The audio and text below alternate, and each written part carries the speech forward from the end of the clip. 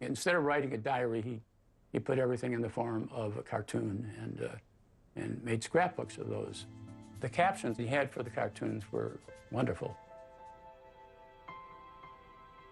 MC'd the show, and I sang a couple of songs in it, and we did some goofy comedy routines. We were kind of the Hope and Crosby of our high school class.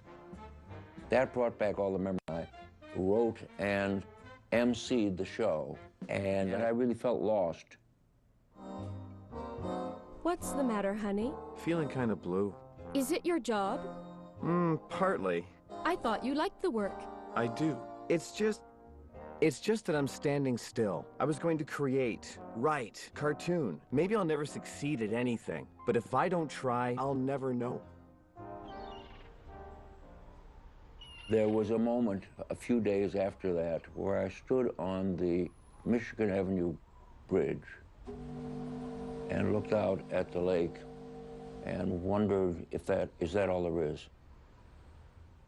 Is together the first issue. Be a blessing in disguise, since it forces us to look for a different, better title. How about the picture? So I drove out there in my beat-up Chevy and talked John Baumgarth into letting me publish that photograph.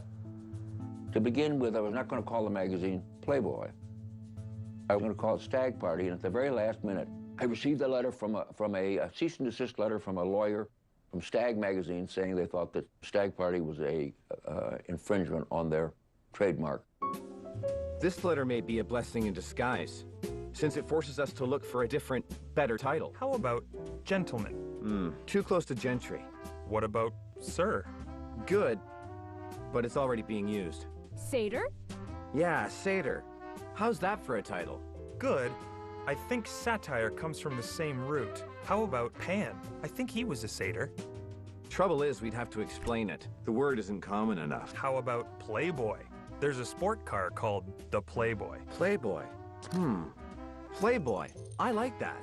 I think this is it. If it clears for copyright, this is it. Playboy.